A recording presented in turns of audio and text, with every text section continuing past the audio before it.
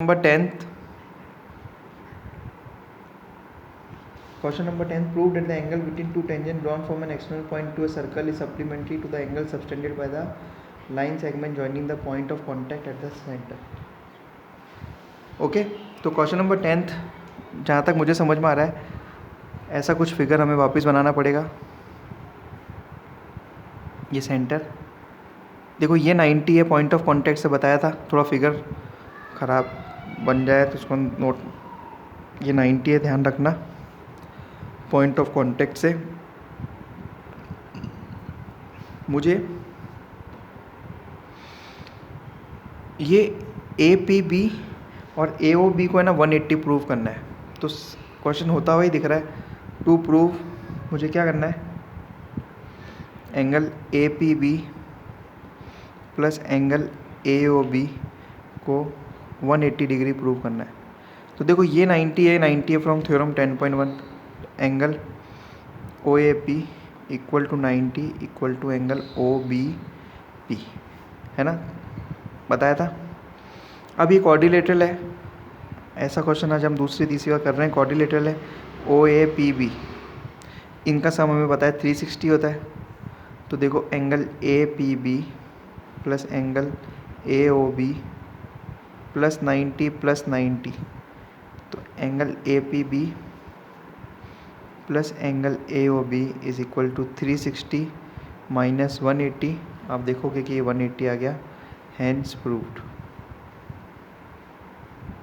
Question थोड़ा सा लेंदी बड़ा हो सकता है, जब आप वो थ्योरम व्योरम लिख देंगे तो एक पूरा सा पेज भर जाएगा। अच्छे से रिप्रेजेंट कर देना अपना answer. So this is the way question number 10th। Next question number 11 समझेंगे। देखो हमें प्रूव करना है कि parallelogram circum scribing a circle is a rhombus. Rhombus की चारों साइड इक्वल होती है, मतलब मेरे को कुल मिला के प्रूव करना है A B equal to B C equal to C D equal to D A. कैसे करूँ? पैरेललोग्राम है तो पैरेललोग्राम की गिवन कंडीशन मैंने छोटी क्लास में सीखी थी कि अपोजिट साइड्स इक्वल होती है। तो A B equal to C D आप लोगों को पता होगा, A D equal to B C ये भी आप लोगों को पता होगा, because opposite sides of parallelogram are equal.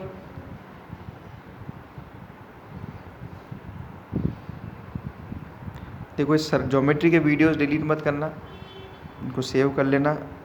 A B equal to C D, A D equal to B C, opposite sides of parallelogram are equal.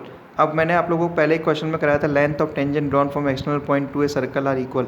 तो वहाँ से एक और चीज़ समझते हैं, तो हम इसको लिख लेते हैं ए पी इक्वल टू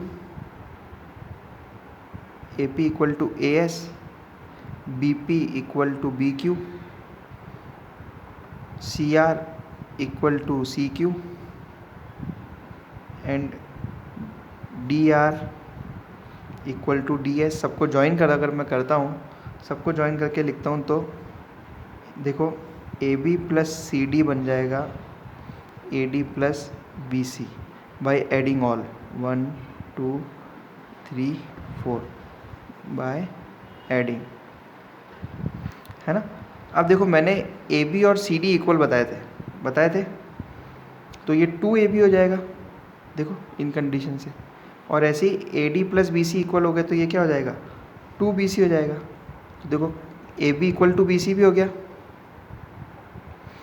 है ना। देखो A B equal to B C हो गया। तो फ्रॉम इक्वेशन, और यहाँ से आप देख रहे हो, देखो इसको अपन मार्क कर देते हैं, दिस इज 1 2 3 4, यहाँ पे आगे A B equal to B C, ऐसे ही B C equal to C D और ऐसे ही C D equal to D A, hence proved.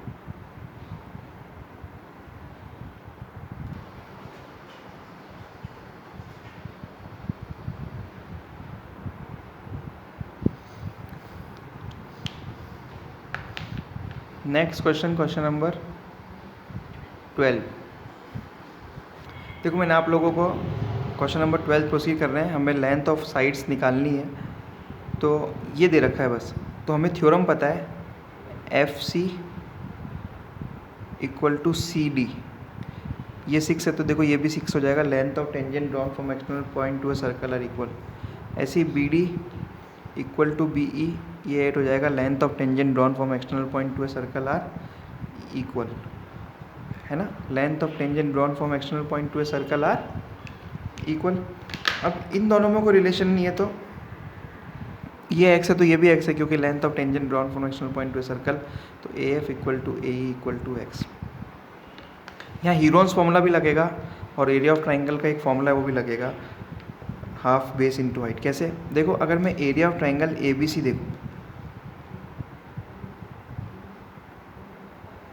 इसको ऐसे लिख सकता हूँ, area of triangle A B C equal to area of triangle O A B O A C plus area of triangle O A B plus area of triangle O B C. देखो, ये वाला और ये वाला part पूरा मिला के मेरे को एरिया ऑफ ट्राइंगल दे देगा। अब area of triangle A B C Heron's फॉर्मूले से निकालेंगे। हीरोन्स फॉर्मूले से निकालने के लिए हमें पता है फॉर्मूला, इसको इक्वेशन 1 बोलते हैं एक बार तो। बहुत लेंदी क्वेश्चन है पर करते हैं।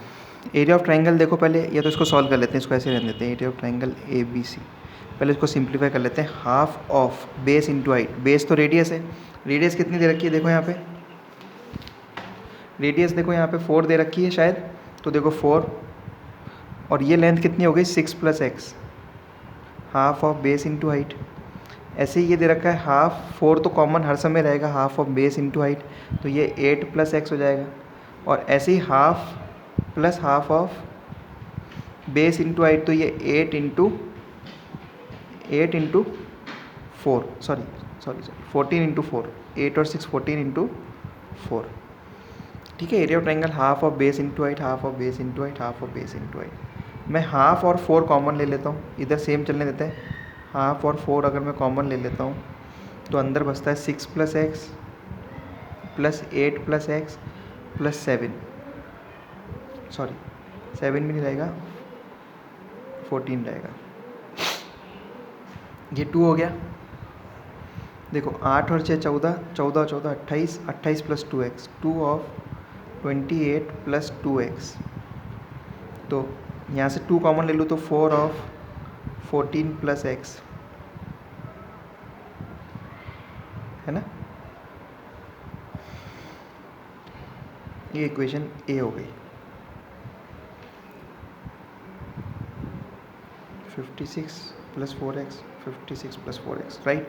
अब मैं हीरोन्स फॉर्मूला लगाता हूँ, इसको इक्वेशन ए मान लेते हैं। हीरोन्स फॉर्मूला लगाए हम इस एरिया ऑफ ट्राइंगल के लिए, तो s equal to A plus B plus C by 2। इधर सॉल्व करते हैं because it is lengthy. s equal to A plus B plus C by 2। तो देखो, एक साइड तो 14 है, एक साइड है 6 प्लस एक्स, एक साइड है x प्लस 8 अपॉन 2। इसको सॉल्व करते हैं तो 28 प्लस 2x अपॉन